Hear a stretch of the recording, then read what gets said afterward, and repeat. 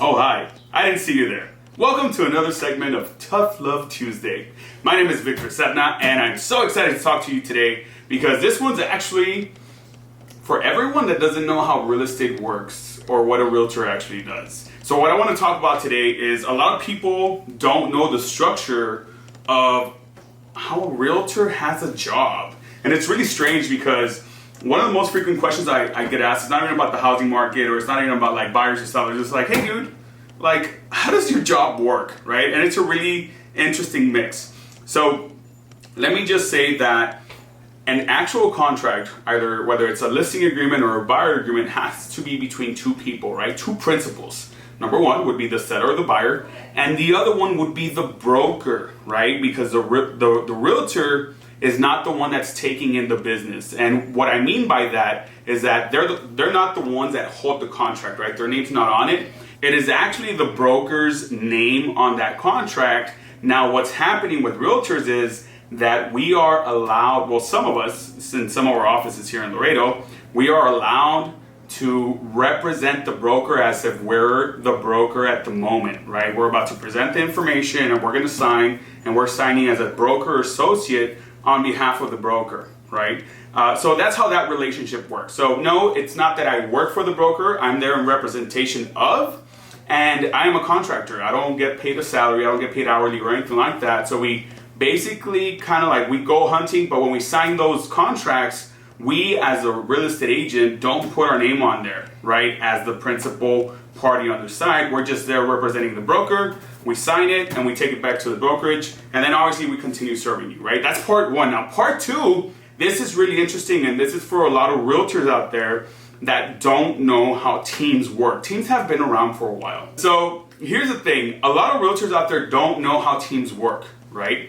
And of course, this is going to help you as a consumer as well, knowing exactly who's in the team and how the team is structured, because there's various structures of teams within brokerages. Unfortunately, in a lot of Laredo, people don't like using teams. It's never been a thing here in Laredo until Keller Williams came into the picture. Now, I'm not here preaching Keller Williams. I'm here to let you guys know exactly how those teams work and what they consist of. That way you guys feel comfortable and know exactly who's working for you guys. Right? So let's look at the way teams are being used in Laredo, right? Under the company that I'm partnering up with. So within those teams, some people are basically just kind of like recruiting agents into their team, and they're basically forming a mini brokerage within the brokerage, which is crazy, right? So it's the broker, and as I explained before, it's the agent representing the broker, but that agent is recruiting that agent is recruiting other agents to be in their team so they could all work in conjunction towards a certain goal, whether it's trying to hit a certain mark or a certain number a year so that you could make a certain amount of money. So what I want to talk about, and this is completely irrelevant to consumers, this is more for realtors. So what's going on with the team, you're saying, well, how is that possible? Because now the main person has a cap, right, of a certain amount. And what about the other agents? Do they have that same cap? What a lot of your brokerages don't want you to know is that there's a cap for the main person. They're called the rainmaker, and every other person below them has a cap set at about, and this is not a precise number, but it's around 25% of the original cap, right? So yes, the cap for the main person goes up by like 25% each time they add an agent. It's not like they're charging each agent an extraordinary cap, right? So basically it's the main agent, and then they have like a bunch of mini caps below them for each agent that they have. And that's why it's a little bit convenient for the agent to recruit some people. Side note, for all you that don't know what a cap is the amount of money a realtor has to pay their broker before the split completely goes away.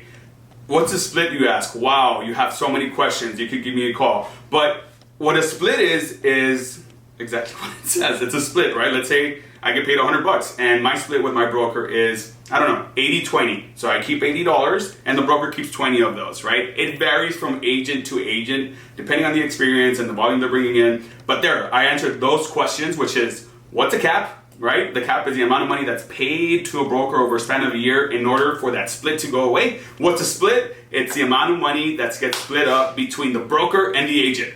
Back to our main point. But here's the thing. You're turning into a brokerage at that point, and what you can do is basically just go out and form your own brokerage, right?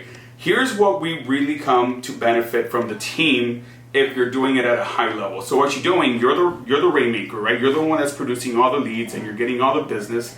What you do is you start hiring people to start picking up some of the work that's getting too much for yourself, right? So in my situation, I have a transaction coordinator. Transaction coordinator she's gorgeous, by the way. She's my wife, Anagabi. So she takes care of the whole transaction, right? Everything's supervised by me, by the way, but she takes care of the transaction, right? From contract to close. Any hiccup that we have along the way, I get involved. Now, as per our other agent, Irene, she ends up showing properties while I'm basically taking care of some of these other issues, or while I'm lead generating as well and bringing in more business. And last but not least is our marketing director, Jesse, who is editing this video and making sure I look okay and I look dumb. So he's chopping it up to make sure all of that works out just well, which is why some of these videos look pretty cool, right? Because of him. Because that takes a lot of time, and all that time can be dedicated towards lead generating. So this last part was obviously for realtors, so you know exactly how teams work. If you have more questions, feel free to reach out. No commitment or anything like that. Just it's good to know this information, right? Just you're saying, hey, you know what? I'm not getting enough value where I'm at. And this for the other part was actually aimed towards the consumer. We want you to know what's happening exactly with that relationship between your realtor and your broker and who's in charge of what, right? Because it kind of sucks that you go in there and you're like, dude, what the hell's going on? Like, who's representing me? Who's helping me out when it comes to buying or selling? And who's the main person? Because if you don't know what's going on, you're scared. And then that provides for a terrible experience. And if you have that, you might not even end up buying a house or selling a house because that fear is holding you back. Y eso está cabrón. Extraordinary crap. So, extraordinary crap. So, I said crap. Sorry, I'm getting a little bit thirsty. Don't put that in there. Don't have it in the fucking bloopers, alright? Okay, you can put it in the bloopers. Is this super dope? Are you gonna have it over your... Oh, hi. I didn't see you there. Okay, that's exactly how I'm gonna start this segment. Okay. Does it even look like a fucking tapo to clean? It looks like a whole ass towel. It is. Okay, it's already recording, right? Yeah, it's still recording. Sting. Okay.